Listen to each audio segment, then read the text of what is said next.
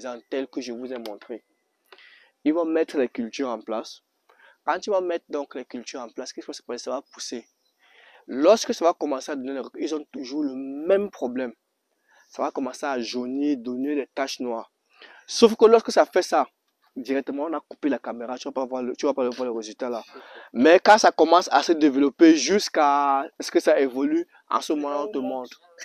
Ce qui se passe c'est quoi? C'est que les fibres de coco, qu'est-ce qui se passe? Les fibres de coco ont la capacité de pouvoir retenir, c'est comme une éponge. Mais sauf que pour que la plante puisse se développer, il y a plusieurs aspects. Il y a la terre. Et dans cette terre-là, il doit y avoir un certain nombre d'interactions des éléments. Il y a la vie au niveau du sol qu'il faudrait que les plantes puissent pouvoir absorber. Maintenant, l'autre chose, c'est que la plante n'a pas besoin juste d'azote, de phosphore et de potassium. Elle a besoin d'autres éléments pour pouvoir se nourrir. Comme on a une fois, puisque la plante, pour qu'elle puisse se nourrir, elle a besoin entre 22 et 24 éléments. Pour les cultures maraîchères, on est à 18. Pour les arbres fruitiers, on part à 22, à 24. Mais là, il y a d'autres qui prennent en très petite quantité. Mais c'est non négligeable. Mais nous, on a renfermé la fertilisation à azote. Quand il dit nous, c'est le système conventionnel. On a renfermé le système à azote, phosphore, potassium. Parce que ce sont les trois éléments qui prennent en grande quantité. Et on impulse dans cette dynamique aux gens. Et on a réussi à convaincre les gens qu'au niveau donc des fibres de coco, on peut juste faire utiliser ça comme substrat. Et puis avoir le rendement qu'il y a. Maintenant, le problème, c'est quand ça arrive maintenant et que la personne applique ce qui est dit à la lettre. Vous savez, quand vous prêchez la bêtise et quand il y a des problèmes, tu accuses toujours l'autre qu'il pourrait qu'il n'a pas appliqué tel élément, on cherche les boucs émissaires. Et puis c'est une question de logique.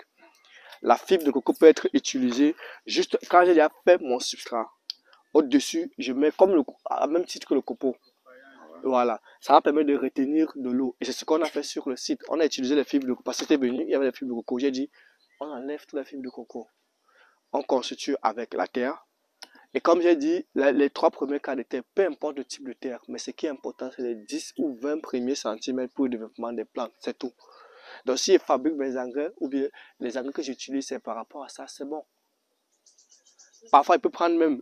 Il y a même d'autres personnes qui peuvent prendre, même s'ils ont les fientes et autres de la fabrique, maintenant ils mettent les fientes et puis ils peuvent même venir apporter donc les phosphores, machin, autres là, pour permettre à ce que ça puisse véritablement se développer. Dans l'une des clés, dans la clé, je n'aime pas parler de ça ici parce que c'est toute une autre série, mais c'est simple. Dans l'une des clés, il y a des vidéos où on nous a montré, on montre comment, à partir de l'os de bœuf, à partir des balles de riz, on fabrique du phosphate qui est du phosphate naturel. Dans la clé que j'ai mis, il y a des vidéos qui expliquent ce process-là. Tout simplement pourquoi? Parce que nous sommes dans un monde où généralement la plus grande réserve de phosphate est au Maroc. Et depuis 2020, ils font les chantages. Voilà, c'est pour cela que, en plus de ça, que ce soit en Ukraine et autres, quand on prend, ils font ce chantage. Et aujourd'hui, les produits de NPK ne font qu'exploser. Bon, maintenant, quand c'est comme ça, on dit que oui, mais allumons nos cerveaux. Si on vient à côté de l'abattoir, qu'est-ce qu'on fait avec les... Si je pars sur la base, même qu'on utilise les os pour la poudre d'os, on utilise les os pour la poudre d'os en agriculture, les mâchoires et autres, on fait quoi de ça? On prend, on valorise. Oui, on prend pour pouvoir faire du phosphate. J'ai mis dans la